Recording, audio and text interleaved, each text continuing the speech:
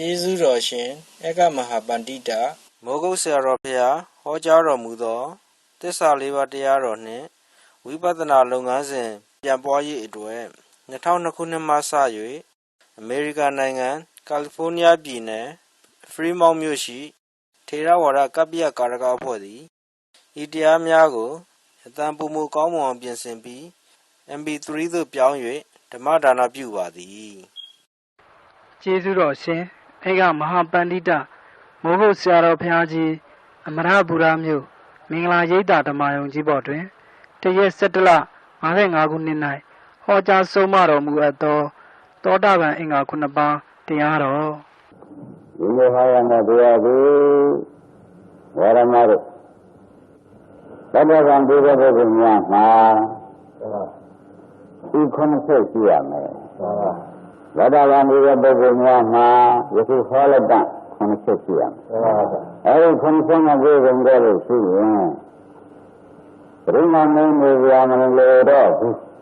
တရားကိုသတ္တဗံဒီကြောင့်ကိုယ်ကိုယ်တိုင်ကောင်းကောင်းသိတယ်ဆိုတော့ဟောလိုက်မယ်ဘယ်မှာအကျမ်းပြုပြီးကြလားဟောပါလိမ့်မယ်လို့ဆိုလို့ရှိရင်မြတ်စွာဘုရားကကရဏကြီးသောတံဒီဒီမှာတရင်ဆုံးနေတော့သောတံဒီဒီမှာယဟန်နှစ်သက်ခပြောပြီးအချင်းများပြီးကြလားဒီလိုပြောစကားများငင်းထုတ်ကြတရားမျက်နှာတရားမရှိနိုင်လောက်ပဲနှစ်သက်ခပြောပြီးကြလားရံသေးကြီးဆင်းနေရတယ်အဲဒီလိုရံသေးကြီးဆင်းပြီးကြလားနေတဲ့အခါမှာကြာရမ်းတွေကလည်းရှိပြီးကြလားနေတော့မျိုးမျိုးကြာရမ်းတွေကအရှင်ဘုရားတို့ဒီလိုသာနာတော်မှာဒီလိုတယောက်တည်းစကားများတယောက်တည်းမျက်နှာမကြည့်နိုင်လောက်အောင်တယောက်တယောက်ဒီကားလို့ဆိုလို့ရှိရင်ကျင်းရှင်များမကြည့်နိုင်ကြလို့ရှိရင်တရားမလို့တာတရားမေးတယောက်ကဖြေဖို့အရေးဘယ်နည်းမှဆွဲရလမ်းကိုကူညီဖို့အရေးဟာဝေးတော့တယ်ဒါကြောင့်ရှင်ဘုရားတို့ဒီကတော့ပြောမြင်တာတရားမကြီးနိုင်ခြင်းစကားလက်ဆုံးမကြခြင်းနှုတ်ရံငါထိုးပြီးကြတာမြင်ကောင်းငါဆွမ်းနဲ့ပြောခြင်းအလုပ်တွေကိုရှင်ဘုရားများဆွဲကြပါလို့ဈာယံတွေကဆိုကြဆိုတော့ဆွဲကြများတော့လေဈာယံတွေလည်းပြန်ပြန်များတော့လေတစ်ဖက်ကလည်းဒေါသနဲ့တစ်ဖက်ကလည်းဒေါသနဲ့ဆိုတော့ဖြေပြောလို့မရနိုင်ဖြစ်နေအဲဒီလိုဖြေပြောလို့မရနိုင်ဖြစ်နေတော့ဘာလဲကဘုရားထံသွားပြီးကြလဲချက်ဈာယံတွေပါအဲ့တော့ဘုရားကကရဏကြီးကိုအကျိုးကြောင့်ပြောပြရမ်းနေကနှစ်ဘက်ကကွဲပြီးကြလားငငငငနဲ့ဆိုတဲ့စကားတွေဖြင့်အကျမ်းကမ်းတွေသုံးတဲ့ပြီးကြလားတရားမျက်နှာတရားမကြည့်နိုင်မပြောနိုင်မစင်နိုင်ရတစ်ခါမှတစ်ခါဒေဝမာနာထားပြီးရှင်းရနေကြပါတယ်ခင်ဗျာလို့ပြောဆက်အဲဒီတော့ပြောဆက်တဲ့အခါကျတော့ရသခင်ကရဏကြီးကြီးကားလို့ဆိုရင်ပြီးတော့ဒီဒီပါပဲဒီဒီပါရင်ခင်ဗျာတော့လဲလာပြီးတိုင်ရှားပြန်တော့ခေါ်စီကွာနှစ်ဖက်တရားများခေါ်ကြည့်ဟေလို့ဆိုပြီးတော့ငါအမိန်နဲ့ခေါ်ခဲ့လို့ဆိုတာအမိန်တကယ်ရဲ့ဒီကလာပေးလိုက်တယ်လို့ဆိုအမိန်ကိုမှားလိုက်ဒါနဲ့တစ်ဖက်တရားကြာရမ်းကလာချက်တဲ့ရမ်းကပဲရှင်ပြရတော့ဆရာရှင်ကရမကြီးက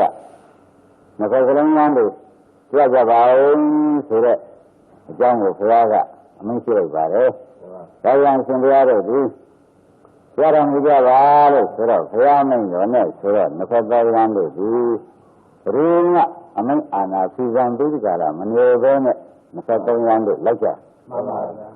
ဘုရားလည်းလိုက်ကြတဲ့အခါကျတော့ဘုရားကံကရမေကြီးကမင်းတို့ဘယ်လိုဖြစ်ကြတယ်ဘယ်လိုများဘယ်ကြောင့်ကြောင့်ဒီကဲတို့တယောက်တယောက်စကားများပြီးကြလားတယောက်နဲ့ငါတယောက်မကြည့်နိုင်တရားမေးတော့တရားမပြောနိုင်တဲ့အချိန်ကြီးရောက်ပြီးကြလားနေကြပါလိမ့်မလဲဒီလိုတော့ရောက်ပြီးကြလားနေကြမယ်ဆိုရင်မင်းတို့ဒီလိုသမားတို့ပညာဆိုတဲ့အလုပ်စကားမှာဆိုရင်မင်းတို့တက်လမ်းဖို့အရေးဟာမရှိနိုင်တော့ဘူးမှန်ပါပါသံဃာရဝရဒုက္ခဓမ္မောသနာခါရသံဃာမဆင်းရဲဖို့ရမ်းလို့လာတာသံဃာမဆင်းရဲဖို့အရေးကိုမင်းတို့မှမရှိတော့ဘူးမှန်ပါပါဒါကြောင့်မင်းတို့ကားလို့ဆိုလို့ရှိရင်ဒီကျင့်ကိုကျင့်လာတာလည်းမင်းတို့ကောင်းမှာပဲဆိုပြီးပါရမီရတရားအောင်းရတဲ့တရား9ခု6ပါးကိုသိစွာစဆုံးမှမင်းမှတ်ထားကြတဲ့မြတ်ကွယ်၌ဖြစ်စီမျက်မှောက်၌ဖြစ်စီကာယကံဖြင့် မေတ္တာကာယကံကိုဖြင့်သိတတ်ကြပါကွာဒီဒီမေ့သွားရတယ်မေ့သွားလို့ရှိရင်ကာယကံနဲ့တောက်သိမ်းလို့ဒီလာရဆိုကာယကံနဲ့အကျယ်လို့တွေချင်းလို့ကြီးတဲ့ပုဂ္ဂိုလ်ရငယ်တဲ့ပုဂ္ဂိုလ်ရဒီနေရာထိုင်တာဒီနေရာကြပါကိုယ်သေးကြတာကိုကနေရာထိုင်ရင်ကိုယ်ရည်လည်းအားဖြင့်သိအဲ့ဒါတော့မနောကာယကံပေါ့ဗျာနော်အဲ့ဒါတော့မေတ္တာရှိရှိတဲ့ကာယကံမေတ္တာရှိထားပြီးကြလားကာယကံနဲ့လွတ်ကြပါကွာဒါမှသာလည်းမလို့ဒီတရားပြမျက်နှာကြည့်နိုင်ပြီးကြလားတရားပြနှိမ့်လံကမထိုးဘဲနဲ့ဒီလိုဒုက္ခဓမ္မတွေပညာစခန်းကိုပွက်လှမ်းနိုင်လို့မယ်ဒါကမေတ္တာကာယကံရင်ဟောလိုက်နောက်ကြလာရင်တော့မေတ္တာဝစီကံဆိုတာလည်းရှိသေးတယ်မေတ္တာဝစီကံဆိုတော့ဆိုပြီးမနေ့ကငါရောတရားတော်ကိုကြညတယ်အော်ကျမ်းပါပါစေချမ်းသာပါစေလို့မေတ္တာဝစီကံအဖြစ်ပို့လို့အကျမ်းတော့ဆိုရင်မေးပြန်လို့ရှိရင်ကျမ်းပါပါလားချမ်းသာပါလားဒီမြတ်ကွာနဲ့ဖြစ်စေမျက်မှောက်နဲ့ဖြစ်စေဒီဝစီကံကိုကြားလို့ရှိရင်မေတ္တာစိတ်ထားပြီးကြလားဘယ်လိုပြောမေးကြမြန်းကြကျမ်းမာမှုကိုမေးကြမြန်းကြမေတ္တာပို့ကြအဲဒီတော့နေကြပါမူကားအဒီဒီနဲ့ဒုက္ခသမာဓိပညာဆိုတဲ့မင်းတို့သံဃာဘောမှာဆင်းရဲကြောင်းဖြစ်တဲ့တရားကြီးဟာအထာမြောက်နိုင်ပါတယ်ဒါကြောင့်မေတ္တာဝိကံနဲ့ထားကြကွာဒါကမရှိဆုံးမှနောက်ကြကမေတ္တာမနောကံဆိုတာလည်းမင်းတို့ထားကြပါကွာတဲ့မနောရကလည်းအားလုံးသောပုဂ္ဂိုလ်တို့ဒီကားလို့ဆိုလို့ရှိရင်သံဃာဘောထဲမှာဆင်းရဲပြီးကြလားဒုက္ခကပင်ကျင်းကျင်းကိုရရေးကိုမေတ္တာမနောရကလည်းမင်းတို့အားလုံးပေါ်မှာစိတ်ထားမှသာဖြင့်ဒီလိုဒုက္ခသမာဓိနဲ့တွေ့ရမယ်ပညာနဲ့တွေ့ရမယ်နိဗ္ဗာန်ဆိုတဲ့စကားကြီးကိုမင်းတို့ဒီမေတ္တာမနောရမရှိဘဲနဲ့မတက်နိုင်ဘူးကွာဘုရားရှိနောက်ကြလာတော့ဘုရားရှင်ကိုရမကြီးကတခါဟောလိုက်တယ်မင်းတို့ဒီတရားပုဂ္ဂိုလ်ကဆုံးကွန်းရလာတယ်ဆိုလို့ရှိရင်ဒီကငါးပါးဆယ်ပါးဆိုလို့နေကြတယ်ခါကြလို့ရှိရင်ဒီလာမှဘုံဘဝိမှပြီးကြတာနဲပြီဖြစ်စီများပြီဖြစ်စီဝေဘာနိကပြည့်ပြီးကြလာမှဘုံဘဝပုံစံကြလို့ရှိရင်လေမင်းတို့ဒီတဲ့ခဏကပြောခဲ့တဲ့အဓိပ္ပာယ်အဓိစိတ်ကအဓိပ္ပာယ်ဆိုတဲ့သုံးခုမှသုံးပြပါစေကားနဲ့မှနိဗ္ဗာန်တွေ့ရမှာဥစ္စာကိုအခုငါပြောတဲ့ကဝေဘာဘုံဘဝသုံးဆောင်နိုင်တဲ့အခြေအနေရှိလို့ရှိရင်လေမင်းတို့ဒီဝေဘာတုံးကပြတ်ပြီးကြတာနိဗ္ဗာန်ဆိုတဲ့အောင်ပန်းလေးကိုဆက်လန်းနိုင်နေတယ်လို့ခေါ်လိုက်တယ်ဝေဘာကနောက်ကြလာတဲ့အခါငါးခုမြောက်တစ်ခါဟောလိုက်ပြန်မင်းတို့ဒီကားလို့ဆိုလို့ရှိရင်တဲ့ဘယ်ပြည့်မှုအရေးဟာဘယ်လိုပါလဲမလဲလို့ပြောနေကြမလို့ပါဘူးကွာဒီကလည်းဒီလာကိုမကျိုးမပေါက်မပြောက်မကြားရအောင်ကိုယ်ကလည်းဆောက်ကြည့်ပုဂ္ဂိုလ်ကိုယ်ကလည်းဒီလာကိုမကျိုးလည်းမကျိုးအောင်မပေါက်လည်းမပေါက်အောင်မပြောက်လည်းမပြောက်မကြားလည်းမကြားအောင်ပေါ့ဗျာအဲဒီတော့မင်းတို့ဒီဘက်ကလည်းဒီလိုဆောက်ပြီးဒီဘက်ကလည်းဆောက်ပြီးတယောက်ကိုယ်ဒီလာကိုမကျိုးမပေါက်မပြောက်မကြားအောင်ငဲ့နေကြပြန်လို့ရှိရင်လေမင်းတို့ဒီလာဒီစိတ်ကဒီပညာဆိုတဲ့သုံးချက်ပါးဆိုကားနဲ့နိဗ္ဗာန်ကိုဆက်လန်းရမယ့်ဥစ္စာသီလရင်းမျှလို့ရှိရင်မင်းတို့ဘယ်နည်းမှအခုပြောတဲ့နိဗ္ဗာန်ကဆိုခြင်းတရားပြမျက်နှာမကြည့်ဘူးမျက်နှာမဆုံးနိုင်ခြင်းဆိုတဲ့အလုပ်ကြီးဟာမဖြစ်နိုင်ပါဘူးကွာတဲ့နိဗ္ဗာန်ကြလန်းနိုင်ပါလေဒီကဝေကြီးတဲ့ချက်ကိုငါပြောရလို့ရှင်းသောတာပတ္တိမေဆိုတဲ့နိဗ္ဗာန်မြင်တဲ့အမြင်အတူတူတခါတည်းအကုန်ရကြလို့ရှိရင်လေမင်းတို့ကလို့ဆိုလို့ရှိရင်တဲ့ဘာမှတယောက်တစ်ခွန်းစကားပြောကြလည်းမရှိတယောက်မျက်နှာတယောက်မကြည့်နိုင်ကြလည်းမရှိဘူးတခါတည်းတဲ့တင်ညံ့နဲ့ဖြစ်ခြင်းရဲ့ကျင်းဉာဏ်မှာရေးပြီးတုံးတုံးဆန်းဆန်းလို့ကြည့်ရသောတာပန်ကရံကိုဖြစ်သွားပြန်လို့ရှိရင်လေဒါပြီးသွားတာပါပဲကွာဒါကြောင့်ဒီ၆ချက်ကိုမင်းတို့ဒီသာရဏိယဆိုတဲ့စောင့်ကြတဲ့ဝတ္တရားတွေဒီ၆ချက်နဲ့ပြည့်စုံအောင်မင်းတို့နေဖို့ရေးဟာမင်းတို့ရေးလို့ဖတ်ပါလို့ဘုရားရှင်ကိုရမေကြီးကဟောလိုက်နောက်ဟောပြီးဒီ၆ချက်နဲ့နေရင်ပြတ်မှတ်တယ်ပေါ့ဗျာတယောက်စကားငါနှုတ်လည်းငါထိုးပြန်လို့မရှိဘုရားနာတရားကြည့်နိုင်တဲ့ချိန်မျိုးရောက်ကြအဲ့ဒါရောက်ပါလိမ့်မယ်တဲ့ဒီမှာဘုရားရှင်ကိုရမေကြီးကဆက်လက်ပြီးကြတာဘယ်လိုဟောလိုက်တယ်ဆိုတော့ Again, when I touch him of the Bamariki and what the Baban and Boya, Bamariki Megan.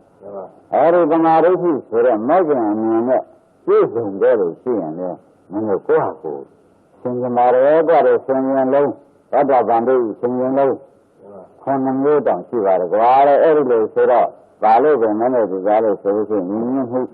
Raja Muda Tamu Kurima Tamu. That was until I listened to the condition of Jisanga, Mamma Requa. Every day, Madame Mamma Jina, Mulan, and Tohu, Masido, who said, I do some Mapa. That was until back. When you were around, when I had the idea of men I didn't who. The idea who was an idea of home to your food. That is good of we, the very thing and love with the better than to the Kajal.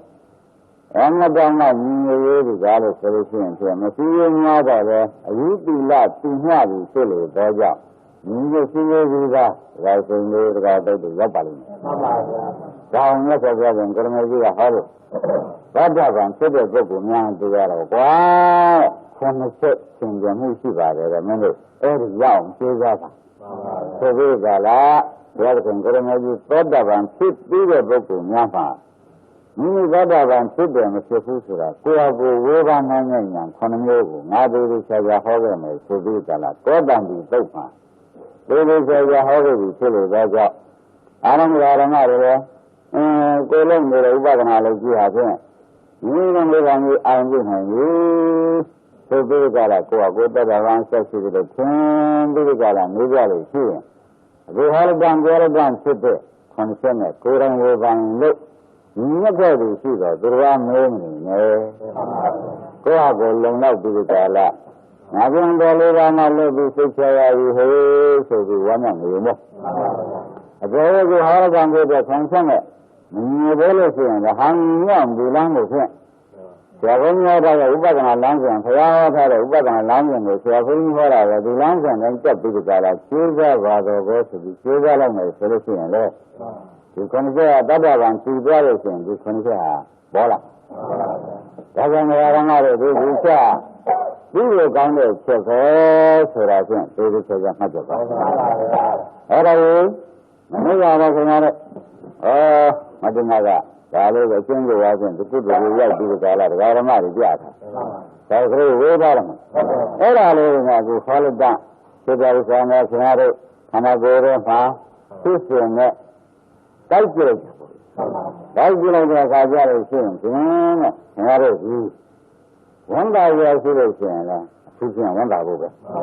One day we are non resolution, one day we are Yao. The Lega 6 Yao. Raman Young, look by the Ghost Resa. Razino Rada, the local. Okay. Yaramara Sa, Bidaka, better than Tibet, singing his sin and that was at home. Better than Tibet, singing his sin and that's at home.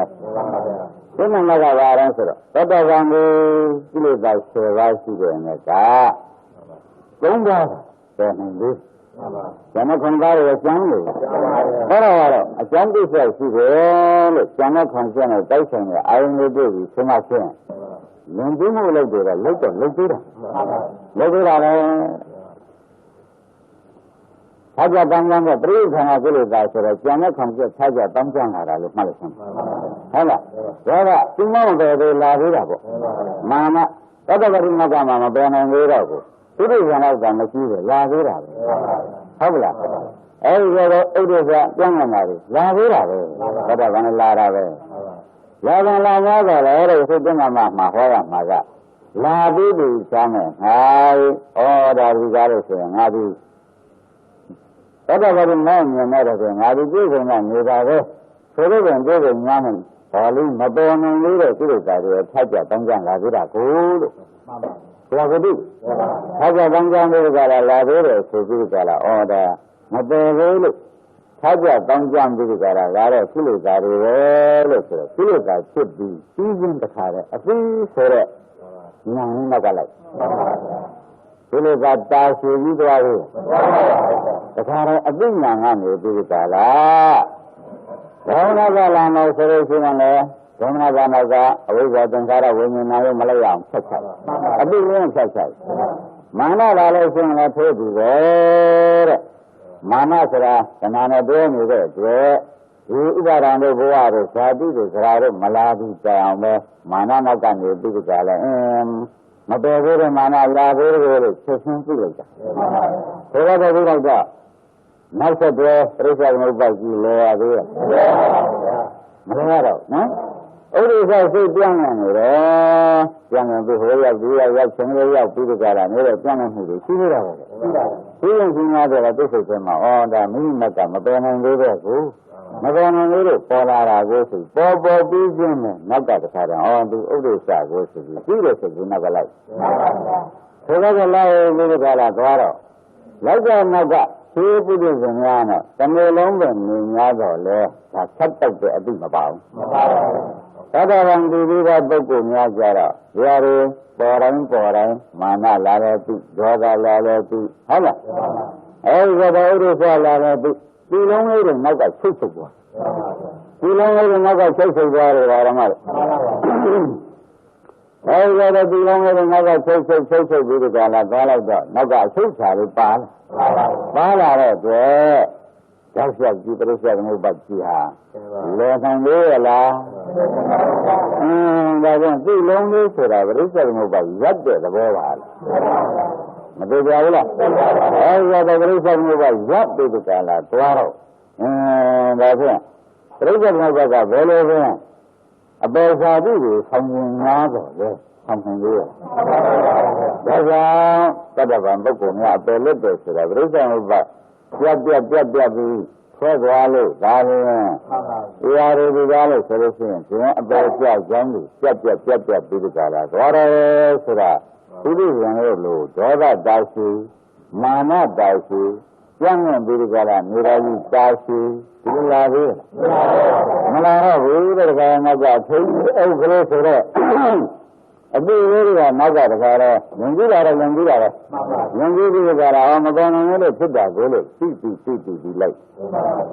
All you ever do like that, I think that I do, I send out your talk. My mother, Jala, we say nothing. When you know, so there's a Naga, I didn't like it. Have we the Mana and the Selena? Have we got in a dwelling? You have a laugh. Better than the better body, neither Nambida Poco. Rather than Tivida Poco, Yama, Verama. Naga, a thing over Mabare, Kalamasi. A thing over Barazi, and Langari, so there, Nandri Ramana.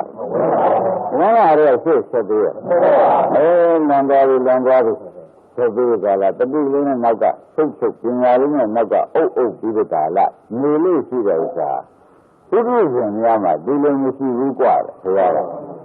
Van Tivida Bokuma, Gavin, eating a soup to race, to second and later. That's a thing about and my friend, Lumida, Sesenti and Steve Jahara, Tadavan Tivida Boku, E. Singing Huga. One thing I the long listen like that. Remember Rajaga. It is a series of Rachel Nova, Yatwara, Machine Shaw.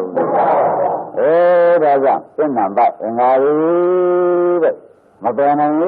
I had your dungeon with Gala. Saladona, very can I kill it, I had your dungeon level, and Maria, let me see with a feed. I didn't know Lala with Gala, Londra, Dava, Still Dava. Everybody, we don't know that later, like Jendi, that Dava. Maybe I'm with that book. This are Liva. We will have book, move that in you. I tell you, oh, so good, so that, but it's not like that. The Sala Vuru and Madana, Loma Masama Vugara, Malaga Vugara. That's a long time Malaga book. The Malcama, the Vera, that's a long time you said that I was. That's a long time, Manasara, Machana, and Vusura. All I was in Putin, the war and Naga, saying, oh, Chelsura, was in the other fire. And I would say, ဒါတော်ဘာနေကဘုရားဘုရားရဲ့ချုပ်မှားပြီးဆိုပြီးတခါတော့ပြီးကလည်းရက်ပလိုက်တယ်ပေါ့ဒီလိုကြွားချတယ်အဲ့ဒါဒီဉာဏ်နာပတ္တဗံပုဂ္ဂိုလ်သင်္ကြန်မှုပင်ဒီလို့ဆိုတာမှတ်ပါဒါပြန်ဓမ္မတို့ဉာဏ်နာဟောရမယ်ပတ္တဗံပုဂ္ဂိုလ်မှာဉာဏ်နာအင်္ဂါလည်းပြည့်စုံရမယ်ဉာဏ်နာအင်္ဂါကဘာပါလိမ့်မလဲလို့ဓမ္မတွေမေးလို့ရှိရင်ဆိုလို့ဒေါသဘောမာနသဘောနဲ့ရွာလိုက်ဆိုလိုက်မှားလိုက်ပြီးတော့ကိုယ်မဲ့နဲ့မပယ်သေးတော့ဒါကစိတ်ရာသိရှိသေးတာထားကြတောင်းကြလာသေးတာပဲဆိုတော့ထားကြတောင်းကြလာ냐တော့လဲတခါတော့ငြိမ်းအောင်လုပ်ပလိုက်ဒီကိလေသာကိုနောက်ထပ်မပေါ်အောင်ရှိပလိုက်တပည့်ကြငြိမ်းအောင်လုပ်ဟုတ်လားငြိမ်းအောင်လုပ်ပလိုက်တယ်ကိလေသာကိုတခါတော့မရှိအောင်လုပ်ပလိုက်တယ်ဒီကတခါတော့နောက်ထပ်မပေါ်ရအောင်ပေါ့ဗျာတခါတော့လွန်သွားတဲ့ကိလေသာလေးတွေဒီကားလို့ဆိုနောက်ထပ်မပေါ်ရအောင်တခါတော့ဝိပဿနာခွင်အလုပ်ခွင်တခါတော့ဝင်လိုက်တယ်တဲ့နောက်ထပ်ဝင်ရအောင်မှားတာရှိစအောင်မှပဲဆိုတဲ့သဘောမျိုးလို့တခါတော့ဓမ္မတွေဒီကားလို့ဆိုလို့ရှိရင်ဒါဖြင့်ညအောင်လုံးမှဟုတ်လားဒီကိလေသာဖြင့်မပေါ်အောင်လုံးမှညအောင်လုံးမှဒီကိလေသာမပေါ်အောင်လုံးမှဆိုတဲ့လွန်သွားတဲ့အချက်တွေတောင်မှနောက်ထပ်မပေါ်အောင်ငြင်းအောင်မရှိအောင်တခါတည်းလုပ်လိုက်ပါတယ်တပည့်ကြဒါဖြင့်ဒုတိယအချက်ဟာဖြင့်လွန်သွားတဲ့ကိလေသာတောင်မှနောက်ထပ်မပေါ်အောင်ငြင်းအောင်မပေါ်လာအောင်ကိလေသာကိုထုတ်ပြောက်သွားအောင်ဒကာဓမ္မတွေတဲ့တခုတည်းသောအာယုန်နဲ့ဖြစ်ဖြစ်ရှိတဲ့ပြီးဒီကရ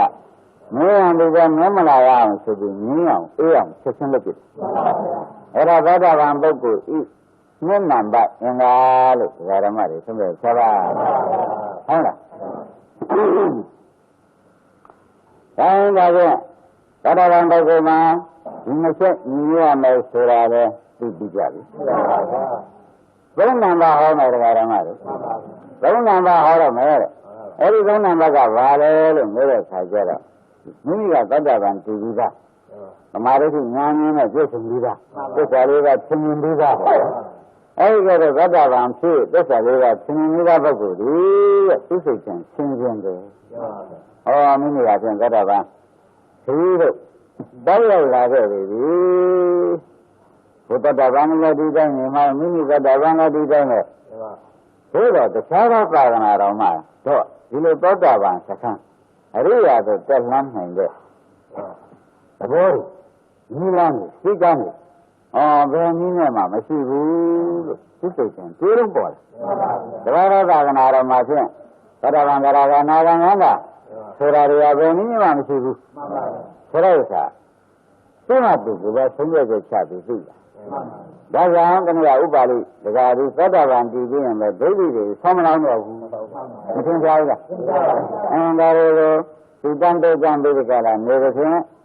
ဘုရားလည်းထွက်ရလားမဟုတ်ဘူးသူတို့လည်းထွက်ရလားသဘောမရှိဘူးဆိုပြီးကြတာသတ္တဗံတည်ပြီးတဲ့နေ့ပဲနေတိုင်းဆန်းကားနေတဲ့ဒိဋ္ဌိကောင်1900ကိုပြန်လဲဆောင်းတယ်အကုန်ပိတ်တယ်အရိယာဒီသတ္တဗံစကားကိုတက်လမ်းဖို့အရေးအထုတ်နေတဲ့ပုဂ္ဂိုလ်တွေသတ္တဗံတည်ပြီးတဲ့ပုဂ္ဂိုလ်တွေရဲ့သံဃာတွေဟုတ်လားအဲ့ဒါတွေကြတော့ဝင်စေဆက်စီဆန်းခံရေဆိုပြီးကြတာတော့မှုတွေမှားထားတဘာဝဘာဝမှာသောတာပန်ကာရကအနာဂါမရှိတာကောင်းကောင်းသိတဲ့အတွက်ဘုရားကမလောင်းနဲ့ဆိုလို့မလောင်းတာမဟုတ်ဘူးသူ့ဟာသူသိပြီးဒီကလာတဘာဝသာသနာတော်မှာပြန်ဆွဲရလန်းသောတာပန်ကာရကအနာဂါဒီကြီးကြောင့်မုတ်ချမရှိဘူးဆိုတာကိုယ်တိုင်သိဖြစ်သွားခြင်းကြောင့်မလောင်းတော့တာပဲဒီမှာလည်းဓမ္မတွေဒဲလို့နေတဲ့လောက်ကဖြင့်သတ္တဗံဆိုပြီးပေါ့ရအောင်ပြိဋကရာလာခဲ့ပြီလို့ရောက်တဲ့ပုဂ္ဂိုလ်လဲဒီလိုဆင်းရဲပါတယ်ဆိုတော့ဆိုရင်ကတဘာဝသာသနာတော်မှာဖြင့်ဤကဲ့သို့သောအလုံးမျိုးဤကဲ့သို့သောထေရနာလုံးမျိုးဤကဲ့သို့ဥပဒနာရှိပြီးဒီကာလဉာဏ်ကျင်နဲ့တက်ပြီးဒီကာလဒုက္ခပန်းချပြီးနိဗ္ဗာန်ကိုမြင်နိုင်တဲ့နိလန်းသောတာပန်စခန်းတော်ဖြင့်မုတ်ချမရှိဘူးတဘာဝသာသနာဒီလိုကိုဆင်ញင်မိတယ်ဘယ်နှချက်ရှိတာ3ချက်ရှိတာဒီဝါရဏတို့3ချက်ရှိတာပါပြီဒါသောတာပန်ပုဂ္ဂိုလ်ဆင်ញင်မှုပုထုဇဉ်များနဲ့ဒီဆင်ញင်မှုမရှိဘူးတဲ့ဘယ်လိုလာကွာ ဟုတ်လားထိုက်တန်တော့ပေးလိုက်ကျွေးလိုက်ကမ်းလိုက်တာပေါ့ကွာသူတို့ကသူတို့ကိုယ်ရဲ့ကျမ်းမှာဘာလို့လို့ပေါ့ကွာကိုယ်တရားတွေကတော့ပြတ်မခံပါနဲ့ဆိုတဲ့သဘောမျိုးလာတတ်ဟုတ်လားသောတာပန်ဒီကပုဂ္ဂိုလ်ကတော့တဘာသောသာသနာအရိယာမရှိဘူးဆိုတာဆုံးဖြတ်ချက်ချတဲ့တဘာသောသာသနာကိုအားပေးမှုကူညီမှုမရှိတော့ဘူးဒီလိုကွာကွာမကွာဘူးလားတော်တော်သိချဘူးလားဘယ်နဲ့တော့သိချတယ်ဆိုတော့ပုရိသေနဲ့အကွာကြီးကွာလို့အထူးကြီးခြားကြီးခြားနာတယ်ဆိုတာမတွေ့ကြဘူးပုရိသေနဲ့ရောင်းဒီလိုလုပ်သေးရလားဒါကြောင့်သူတို့မှာတော့အဲ့ဒီကဲဆိုစဉ်းစားဆင်းရဲတဲ့တတ္တယညာပါလာသတ္တဗံပုဂ္ဂိုလ်မှာနော်စဉ်းစားဆင်းရဲတဲ့တတ္တယညာပါလာတယ်ဆိုတာသဘောကျဒါဖြင့်ကိုယ်ကိုစစ်ဆေးဖို့သုံးချက်ဖြင့်ပြီးသွားပြီ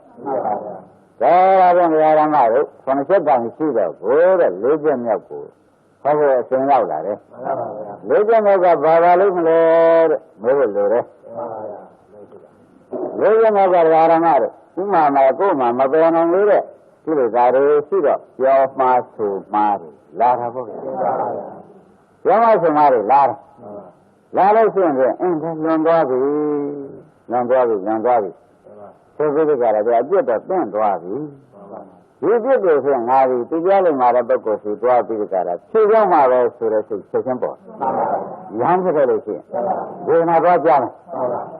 ဘယ်တော့ပဲဝေဒီကနာပဲဝေဒီပြစ်တင်ပြီးချက်ချင်းပြေးတာပဲပြီးချင်းတခါတော့အပြစ်တော့တင့်သွားပြီဒီဆိုဖြေကြောင်းမှာပဲဆိုပြီးကြတာဒီကတော့ကြောက်ဆက်လောက်မှာရမ်းရှိနေတယ်ဒီကရမ်းမရှိဘူးဆိုပြီးဟိုမှာသွားပြီးဒေနာကြားတယ်ပေါ့ရောက်တခါတည်းကိုသိကူပလိုက်ချက်ချင်းပေါက်ချက်ချင်းပြောက်ဘာကြချက်ချင်းနာပေါက်ချက်ချင်းပြောက်တခါတော့ကုသပေတ္တကာရအရေးကြီးလို့တဲ့အလို့ရှိပါတယ်ဘာကြဒီလူတော်တော်ဗံတွေကြလာတော့ဒီလိုကကုသဆရာကရဟန်းတွေကတော့နှစ်ပါးဒေဝနာကြားမှုလုပ်ကြတယ်လူမှားတော့မရှိဘူးဒါကမရှိတဲ့အတွက်ကိုင်းဒီနေ့ဖြင့်မှားတဲ့အလုံးတွေတည်များတယ်အမှားတွေအရှိစမှာပဲဒီအမှားတွေအကုန်ဒီနေ့တော့ဖြင့်တစ်ချက်မှားတယ်နှစ်ချက်မှားတယ်သက္ကနာကြီးမှားတယ်နှစ်နာရီဥပဒနာလုံးနဲ့လုတ်လိုက်ပြီဒီနေ့တော့ကွာဘယ်နည်းမှရှေ့မပေးဘူးအမှားတွေကိုဖြင့်အကုန်ဖြောက်ပြမဟိဆိုပြီးအလုတ်ခွန်ပြောင်းဝင်ပြီးခြာတိုင်းကိုကျိုးစားပလိုက်တာဒါကတော့လူပုဂ္ဂိုလ်ရှင်တွေမှာတော့ဒါပဲသူကုစရာကစရာရှိတယ်ကွအနာပေါက်လို့နော်ခဏအာဟုဒနာကြီးပေါက်လို့ပေါ့ဗျာချက်ချင်းသိတယ်ဆိုတာကတော့ကြချက်ချင်းမှပြီးကြတာချက်ချင်းလုံးကုန်ပြီဒီလိုမျိုးလို့ဖြစ်ကိုနေရကိုသွားမှာပဲကိုလုံးမှာပဲ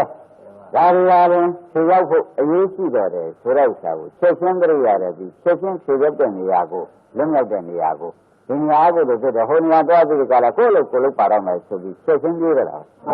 ဒီကြတာကိုလုံးကိုပဲကျင်ကြီးလုပ်လို့ရှိပါတယ်ဒါဘယ်နံပါတ်လဲ၄နံပါတ်ကိုဥပမာနဲ့ကပြလိုက်အောင်မယ်၄နံပါတ်ဥပမာနဲ့ကဖရားကသိကြအောင်လို့ပြောတယ်နော်မလားသာ၃လကကလေးလေးဆိုလို့ရှိရင်ကိုဟာကိုမဆောင်နိုင်သေးတဲ့တက်လက်ကလေးရင်လည်းဖြစ်တတ်နော်ဒီနည်းအားဖြင့်လည်းသူကပို့ရှိလို့ခြေတော့ခင်းနေတယ်ဟိုသွားပြီးသွားတတ်တယ်ပေါ့ဗျာသူကပို့လို့အဲ့တော့မိကြလေးမြင်မိမယ်လက်ကလေးဖြင့်လည်းမိကြလေးရောင်းကြိုင်မိမယ်ဆိုရင်အသားကမိမှုကိုအလောင်းကမြန်တော့ကြောင့်ချက်ချင်းနောက်ပြန်ထုတ်ဒီကလေးမြင်မိလို့ချက်ချင်းနောက်ပြန်ထုတ်ဒီကနေ့ထုတ်6ပြန်ထုတ်တယ်ဟုတ်လားလက်နဲ့ကောင်းပြီတော့ချက်ချင်းထုတ်အဲဒီလိုပဲ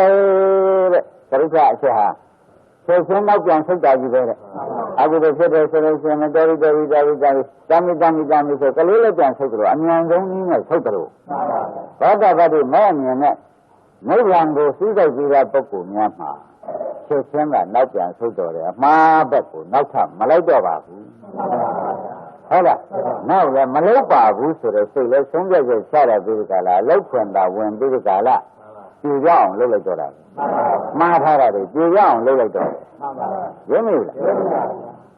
ဥပမာနဲ့ကလေးနံပါတ်ကပြဒါဖြင့်ဓမ္မတွေရှင်းရပါလားလွန်ကျူးတဲ့ကိလေသာကိုချက်ချင်းကုသခြင်းနဲ့စိတ်ချက်ချင်းပေါ်လို့ချက်ချင်းပဲအလုခွန်ဝင်ပြီးကြလားဝေဒနာကြတဲ့ဘုရားဝေဒနာရှိစိတ်ကြတဲ့ဘုရားစိတ်ရှိရုပ်ကြတဲ့ဘုရားရုပ်ရှိပြီးကြလားတခါလဲမိမိတို့ရောက်နေကြနေရမရောက်ရအောင်ကျိုးစားပြီးရှိပလိုက်တော့ဒီလိုဆိုတော့တခါတော့ပြူရောက်ကွာ ရင်းပြီလားဒါဖြင့်၄နံပါတ်အကြောင်းကိုဖြင့်ဓမ္မတွေရှင်းမလာအောင်ကောင်းကောင်းသိပါပြီသိပါပါဗျာ၅နံပါတ်ပြောသောတာပန်ဒီကပုဂ္ဂိုလ်များမှာတဲ့၅နံပါတ်ကဘာပါလိမ့်လဲလို့ဓမ္မတွေစဉ်းစားပြီးကာလနားထောင်ကြသောတာပန်ဒီကပုဂ္ဂိုလ်မှာတဲ့ဒီမျိုးတွေမိတ်ဆွေတင်ရတွေကလည်းရှိရတယ်ရှိပါဘူးဒီကမိတ်ဆွေတင်ရတွေကအမှုလုပ်ဖို့ရလာကြမှာကိစ္စရှိလို့မင်္ဂလာခန္ဓာရှိလို့ကိစ္စရှိလို့အတုပကိစ္စရှိလို့အဲ့ဒါသံဃာကျေးဇူးမိုးရရှိလို့မနာမို့ကုသမ်းပါဆက်ဆက်သိဆက်ရလို့ရှိလို့ဝါပိဒကလာကုသင်းနဲ့ရှိလို့တတ္တဗံပုဂ္ဂိုလ်မှာအမှန်မှများပါတယ်များတော့များတော့လေဟိုမှာလောက်ရမယ်လို့ဒီအကုသို့များမယ်ဆိုလို့ရှိရင်ဖြင့်တဲ့ဒီစိတ်ထဲမှာကိုယ်ကကိုယ်ရအကုသို့ဖြစ်မဲ့လောက်ကြတာသူဒီသီလပြတ်မှာလဲဆိုသမာဓိပြတ်မှာလဲဆိုသိပညာပြတ်မှာလဲဆိုတဲ့တွေ့တဲ့ကူလဲကူတယ်ဒီဟာသီလသမာဓိပညာကိုလဲအပြတ်ခံပြီးတော့ဘယ်တော့မှမလုပ်ဘူးဒင်းနေလားမကူမညီရဲလည်းမရှိပါဘူးတဲ့ကူလဲကူညီပါတဲ့ဓမ္မတွေကူညီသေးသေးချမ်းမဲ့၌လဲကူညီမမှတ်တတ်နဲ့ကိုယ်သီလကိုယ်သမာဓိကိုယ်ပညာကိုဖြင့်ဓမ္မတို့ဘယ်နည်းနဲ့မှဒီတတ္တဗံဒီလိုပုဂ္ဂိုလ်ကဒီလိုပြခံလို့သူ့ကိုညီမယ်သမာဓိကပြခံလို့သူ့ကိုညီမယ်ဟုတ်ကလားပညာပြခံလို့သူ့ကိုညီမယ်ဆိုတဲ့စိတ်ကောင်းရှိ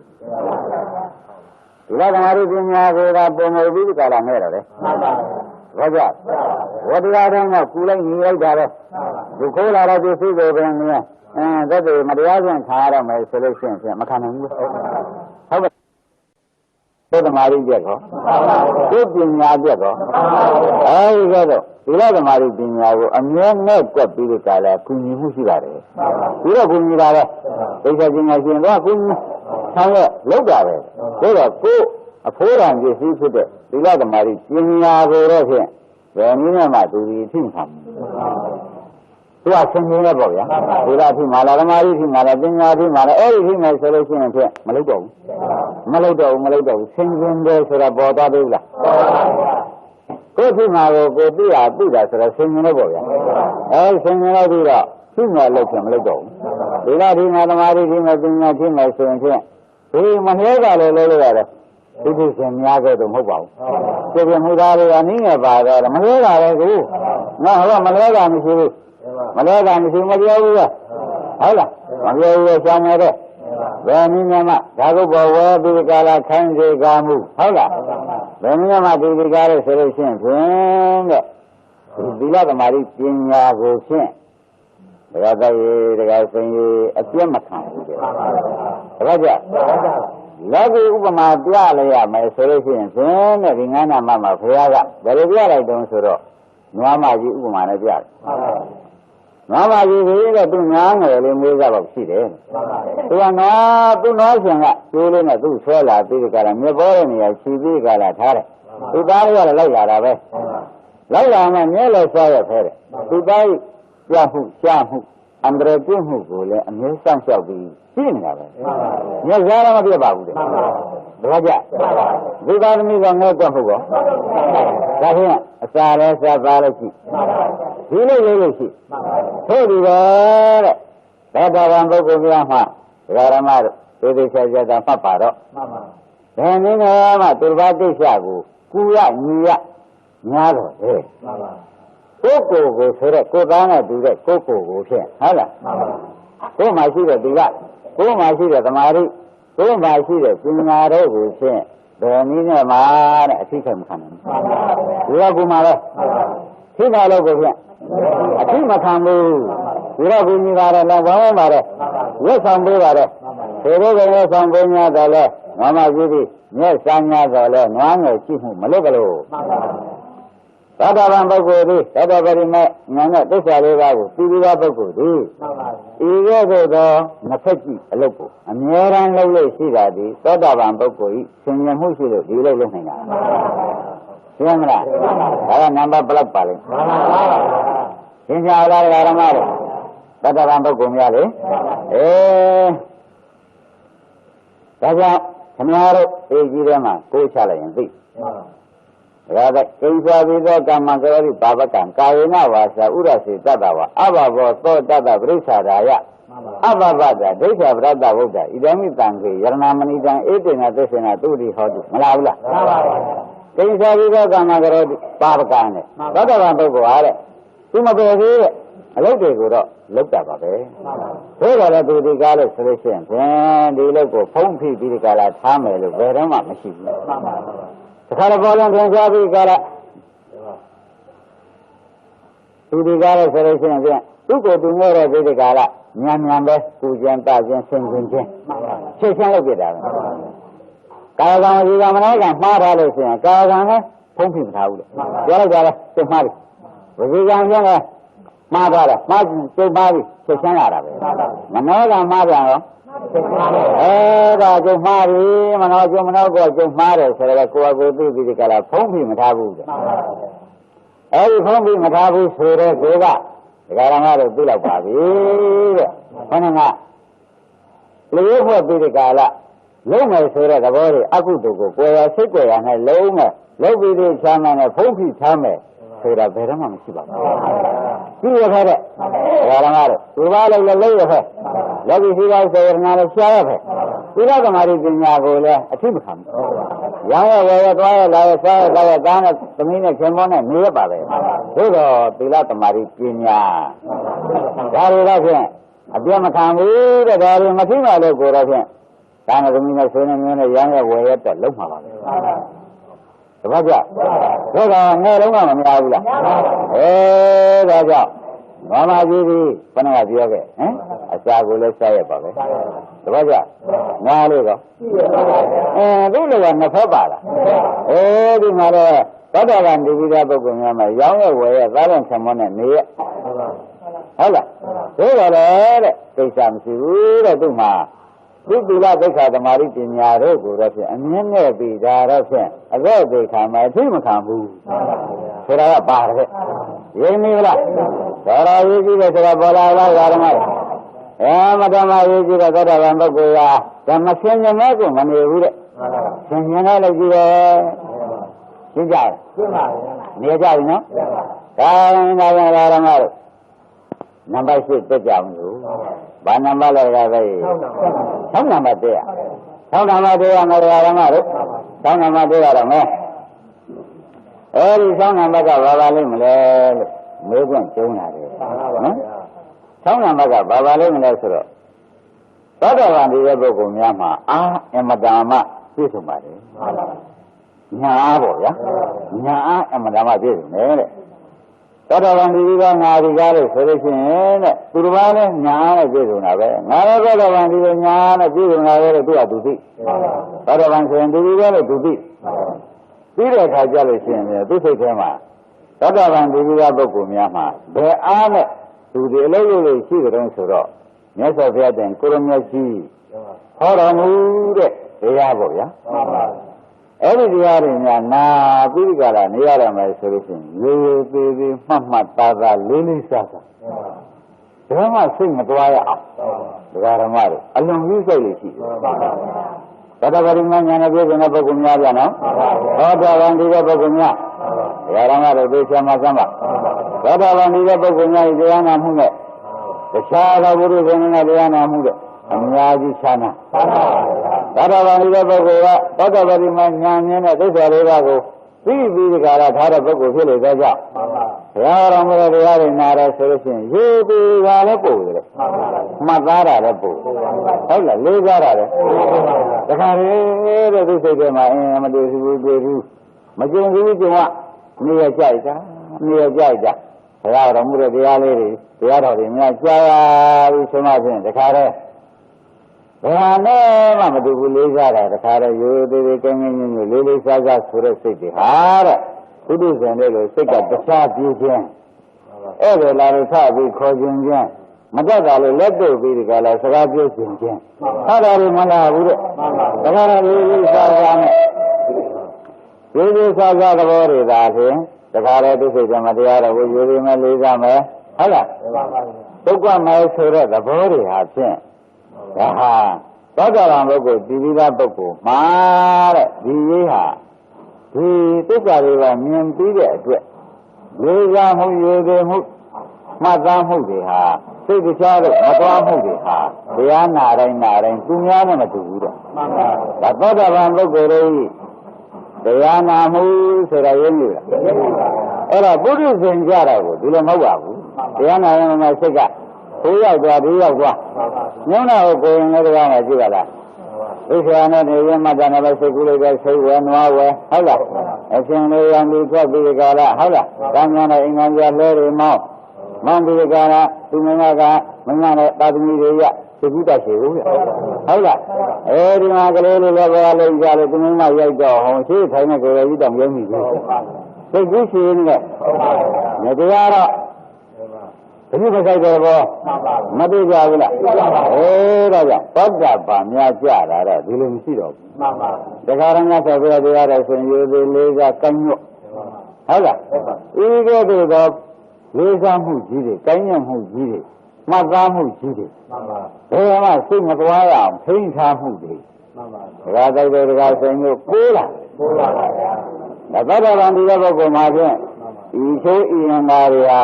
ပြည့်စုံပါတယ်တဲ့ဒကာဓမ္မတို့ဟမ်မသိချဘူးလားဗျာဒါကြောင့်ခင်ဗျားတို့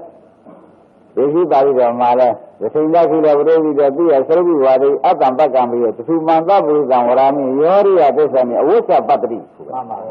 မ်ကြောက်သိတန်တု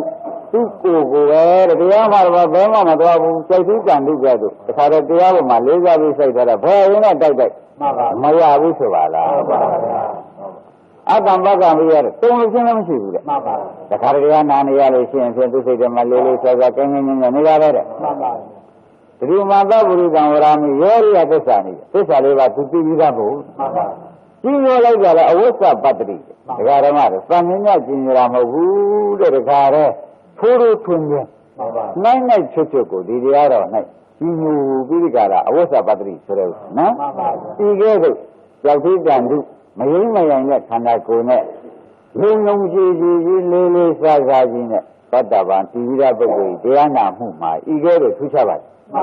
ဒီလိုဆိုရင်လည်းလုံးဝဒီဥစ္စာမဆက်ဆံပါဘူးတပည့်ကြအမှန်တရားကြဘူးလားဒါကြောင့်ဒကာရမတို့အမတ္တမဖုတ္တံရဲ့တတ္တဗံတည်ပြီးမှသာလည်းစိတ်ချရတယ်ဆိုတဲ့ဥစ္စာကြောက်သေးကြတော့မယုံနိုင်တော့ဘူးမှန်ပါဗျာ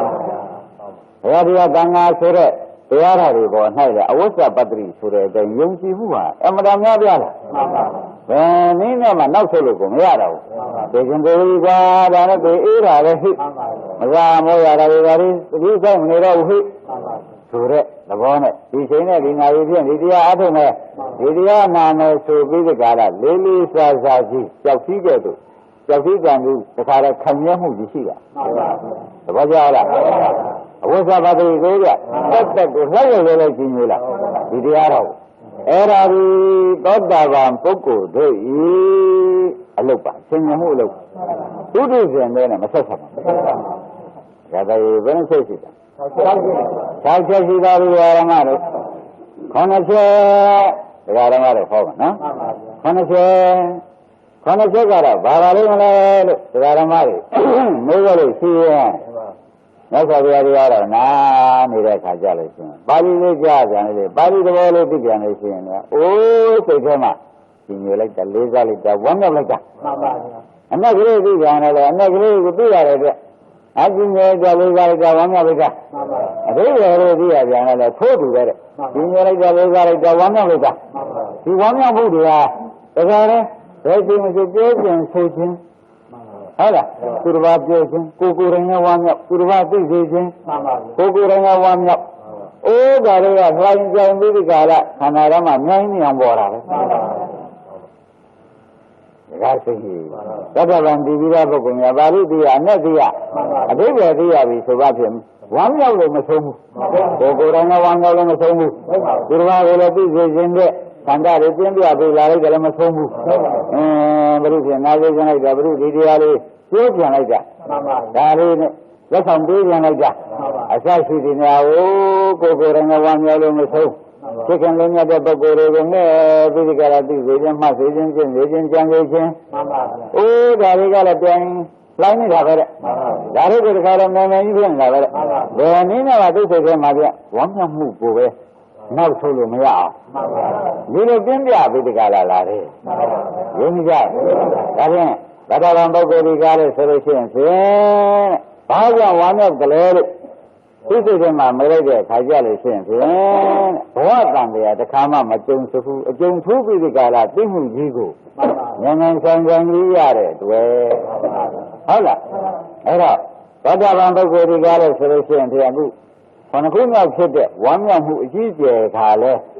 တရားနာလို့ပြီးတဲ့အချိန်ပါအနဲ့ဒီပါဠိဒီအဓိပ္ပာယ်ပြီးပြီးဒီကလာအလုံးမလဲဝမ်းမြောက်မှုရှိတယ်ပြီးကငြိမ့်နေငြိမ့်နေတော့ဝမ်းမြောက်နိုင်တာဟုတ်ဗျအဲ့ဒါလေးအမှန်တမ်းပြည့်စုံပါတယ်ဒါကြောင့်တရားဓမ္မတို့ဒီခုနှစ်ချက်နဲ့ပြည့်စုံမှုဒီနည်းဒီပြည့်စုံနဲ့မဆက်ဆံဘူးတဲ့သောတာပန်ပုဂ္ဂိုလ်မှသာနဲ့ဒီဝမ်းမြောက်မှုရှိနိုင်တယ်ဒီပြည့်စုံတဲ့လို့ရှိရင်တရားဓမ္မခဲ့တာကပါဠိလေးပြည့်ဒီပါဠိကိုတရားပြီးတော့ကွာနော်ဝမ်းမြောက်နိုင်မှု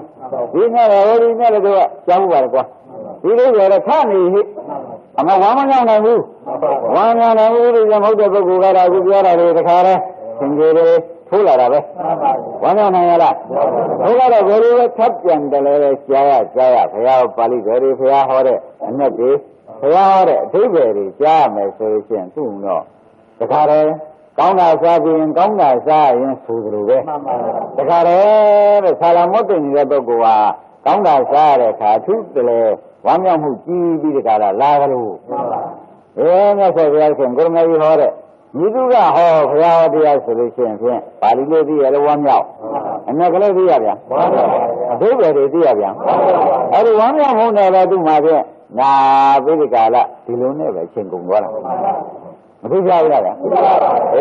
ဒါကြောင့်ဒကာဓမ္မတို့သောတာပန်ပုဂ္ဂိုလ်ဒီကားလို့ဆိုလို့ရှိရင်ဤကဲ့သို့ဝမ်းမြောက်မှုနဲ့မြတ်စွာဘုရားတရားတော်တွေကိုနာနိုင်မှုရှိတာဒီခဏကပြောခဲ့တဲ့အချိန်မျိုးလို့ဒုတိပိသားဆိုတဲ့ဒုက္ခမျိုးမလားဘူးလာပြီလားအဲဒီကဲ့သို့သူတို့ရှားရှားကြီးဆင်ញံမှုတွေမများလားအဲ့ဒါပုရိသေနဲ့မကွာလားအဲ့ဒါသောတာပန်ဒီရဲ့ပုဂ္ဂိုလ်များကပုရိသေနဲ့ခြားနာမှုဒီကားလို့ဆိုလို့ရှိရင်ဖြင့်တဲ့တရားနာတာလည်းခြားနာတာပဲတရားနာပြီးဝမ်းမြောက်နေတာလည်းခြားနာပါတယ်ဆိုတော့ဥစ္စာဒကာရမတို့ဒါ9ချက်မြောက်မှာဖြင့်ခြားနာမှုအထူးခြားပါပဲဆိုတာမသိကြဘူးလားဒါဖြစ်လို့ကြောင့်ခြားနာရပါတုံးလို့ဆိုတော့မှဒကာရမတွေခါရင်ပြီးသားဘာဝကတက္ကနာသမ္မာရတရားသူတို့မှာဇိတာဘုံတိသက္ကာရိဝိဇိကိစီကျင်းသသီလဗရံဝါပိယရတိကိဉ္စီသရဝါဘာရိကဝိပ္ပမုတ်တော်သစ္စာလေးခန္ဓာនេះအဘဘကတုံလို့မလားဘူးလားဒါပြေကြီးသုတ္တနိဗ္ဗာန်ပါဠိတွေကလာတာဝမ်းမြောက်မှာပဲတဲ့သူ့မှာတော့ဘယ်တော့ကြောင့်ဝမ်းမြောက်ရအောင်ဆိုတော့ကိလေသာဝကလည်းကျွတ်သွားဒိဋ္ဌိဝိသေကိစ္စနွားရိကျင့်ခွေးရိကျင့်ဆိုတော့သီလဗရပရမာသဆိုတဲ့ဒိဋ္ဌိကိလေသာသက္ကာဒိဋ္ဌိရဗျာဝိသေကိစ္စရဗျာသီလဗရပရမာသဆိုတဲ့နွားရိကျင့်ခွေးရိကျင့်ဆိုတဲ့ဒိဋ္ဌိရအဲဒီကိလေသာ၃ခုကကိလေသာဝကကျွတ်သွားခြင်းကြောင့်ပါလို့ပြန်ဝမ်းမြောက်ပါဘူးတကယ်ကြဒီလိုကိုဒကာရမတို့သရဝပါရိကဝိပ္ပမုတ်တော်လို့ဆိုတဲ့ဖြင့်အပယ်လေးပါးရိဟုသောဟုတ်လားဝိပါကဝကကောလွတ်မတော်ဘူးတပည့်ကြခေါင်းရကိလေသာကိုဒီတာလည်းတတ္တဗံဖြစ်သောကြောင့်ဟုတ်ဗျကိလေသာဆိုတာခေါင်းရဒိဋ္ဌိဝိသိကိစ္စသီလဗရပရမာတ၃ခုကကိလေသာခေါ်တယ်အဲဒီကိလေသာဝကလည်းကျွတ်တပည့်ကြအပယ်လေးပါးရိဟုသောဝိပါကဝကြီးကောင်ကာမဝတ်ဆိုတာကဒကာဓမ္မတို့တတ္တဗံဒီပိသပုဂ္ဂိုလ်များမှာသင်္ဆန္ဒနိယကံမဖြစ်ဘူးဟုတ်လားသစ္ဆံကလေးဇဏဘုမိစ္ဆာဒိဋ္ဌိမျိုးတွေကောတတ္တဗံမသိနိုင်တဲ့နေရာဌာနတွေကောမဖြစ်တော့ဘူးတဲ့အဲဒီကဲတော့ဒီသင်္ဆန္ဒနိယကံလည်းမကျင့်သင်္ဆန္ဒနိယကံဆိုတာလည်းဖြစ်သွားတယ်။နမဘုရုရှင်ဖြစ်တဲ့ဒီဘဝမှာသူတော်ကောင်းနောက်ဘဝမေသပြီးနေလို့ရှင်မှာဟုတ်ကလားအဲ့တော့သောတာပန်ဒီတဲ့ပုဂ္ဂိုလ်ကြတာဒီလိုဟာတွေကရှိသေးရလားသင်္ဆန္ဒနိယကံဤတော့ကမ္မဝ၆ခန္ဓာအကျိုးပေးတဲ့ကံတွေရောအဲ့ဒီကမ္မဝကလည်းဖြစ်ဒါကြောင့်ဓမ္မတို့သောတာပန်တရားဟာလှုပ်ထိုက်တယ်လှုပ်ကောင်းတယ်ဆိုတာတဘောကြဒီလိုသာ၃ခုမှလည်းကျိုးဟုတ်လားကမ္မဝတ်ဆိုတော့ခေါင်းရသင်္ဆန္ဒနိယကံအစ မဖြစ်ကောင်းတဲ့နေရာ6ဌာနပို့တဲ့ကံတွေရောလက်ကတော့ကံမောမှလည်းမဖြစ်ဘူးလားအပေါ်လေးကရောက်ရမယ်ဝိပါကအကျိုးပေးဆိုတဲ့ဝိကြီးကတော့အဲဒီကဲတော့စစ်တော့ကြောင့်သူ့မှာခွန်းကပြောခဲ့တယ်အင်္ဂါ9ချက်နဲ့သောတာပန်မှာမပြည့်စုံမရှိဘူးရင်းပြီလားဒါကြောင့်သောတာပန်ပုဂ္ဂိုလ်တွေကလည်းရှင်ဖြင့်သောတာပတိမေဆိုတဲ့တရားနဲ့နိဗ္ဗာန်ကိုမြင်ဒုက္ခပိုင်းခြားနိဗ္ဗာန်မြင်လို့ရှိနေတယ်ကြတယ်ဟုတ်လားကိလေသာဘောကောသုံးခုနော်ကာမဘောကောဝိပါကဘောကောဖြစ်တယ်တဲ့ဖြစ်တယ်တဲ့အဲဒီကလေးဖြစ်သွားကြသူဟာခင်ဗျားတို့ဒီပြီးသားပုဂ္ဂိုလ်မှာဣဒံမိပံကေလို့ဘုရားကဟောလိုက်တဲ့အတွက်လူပင်ဖြင့်များကလည်းပံတာပဲကွာရင်းပြီလားပံတာပဲတဲ့ဒုက္ခပဲတဲ့တပတ်ကြယဟန်ပဲတဲ့ရင်းမကြဒါကြောင့်ဒီကားလို့ဆိုလို့ရှိရင်ဒီလိုကိုရမကမန်းနဲ့ရမ်းဖြစ်ဆိုတယ်လေဒါတွေပါလားဘုရားကလည်းဣဒံမိပံကေလို့ဟောတယ်ပံဃာရောဝင်ရပါလားဟုတ်ကဲ့တန်ဃာတော်ဝင်မှာခင်ဗျားတို့ဒီယရနာဖြစ်လာတယ်ဆိုတော့ဘုရားလည်းဣဒံမိတံကေယရဏံပဏိတံဒါကြတဲ့သောတာပန်ယရနာဖြစ်ပြီးဒီကလည်းတန်ဃာယရနာဖြစ်သွားတော့အမြတ်ဆုံးယရနာဖြစ်သွားတယ်လို့ဟောဘူးလားအဲဒီကဟောတော့ဒီခင်ဗျားတို့ဒီကားလို့ဆိုလို့ရှိရင်ဖြင့်ဒီကွန်ရက်နဲ့ညီမှုကိုဖြင့်ညီအောင်ဘုရားဥပဒနာလမ်းစဉ်အတိုင်းတဲဟုတ်လားဒီတဲ့ကိုရှုပြဒီတဲ့ကိုမုန်းပြဒီတဲ့မှာစိတ်ရှင်လက်ရှင်ပြဒီကမှာဒုက္ခတွေဖြစ်တဲ့တရားဒုက္ခတွေပါလားလို့ပိုင်းခြားပြပိုင်းခြားပြီးရင်ဖြင့်ပိုင်းခြားမှတဏှာနိရောဓမြင်မောက်ပြုလို့ခန္ဓာဒိဋ္ဌိဝိသေသသီလပရဗရမသတွေကမသေးတာသိသွားတဲ့ခါကြတဲ့အခါအပယ်လေးပါးကိုဟူသောဥပကဝတ္တေလို့ဖြစ်လို့ဟုတ်လားကာမဝတ္တေကောအဲဒီကဲကျွတ်သွားတယ်ကွာကျွတ်တဲ့ဒီကားလို့ဆင်ဖြင့်နိရောဓကိုမျက်မှောက်ပြုနေပြီဆိုတော့ကိလေသာနိရောဓဟာလည်းအဲ့ဒီမသိချာကိလေသာနိရောဓဓမ္မကဘာနဲ့ကာမနိရောဓလည်းပါလိမ့်မယ်ဝိပါကနိရောဓရောအဲဒီကဲတော့ပါလိမ့်သေးသောကြောင့်နဲ့ကျွတ်ဒီသောတာပန်ဟာဖြင့်မတိတရားကိုလုံးမသာရင်ကျွတ်ဒီသိချက်လက်ချက်နေခွင့်ရမယ်တဲ့နော်ခင်ဗျားတို့ကြောက်ထီးတန်သူအလေးပြုလိုက်တယ်လို့ခဏကပါဠိတော်ကသောတာပန်ဒီမရသိရဖြစ်ရလာတာကိုခင်ဗျားတို့နဲ့မို့ဝါကုန်းဖြစ်မယ်ရင်းပြီလားကြောက်တိုင်ဖြစ်တာကသောတာပန်ဒီမကြောက်တိုင်မဖြစ်တဲ့ကာလပတ်လုံးဝါကုန်းဆိုတော့တောင်းလေလားမြောက်လေလားဖြစ်လေလားအနောက်လေလားတော့အောက်လေလားကျတော့ဆက်လေလားကျတော့ဘယ်မှာကိုယ်သဘောကိုယ်နေရရေးနိုင်သေးရဲ့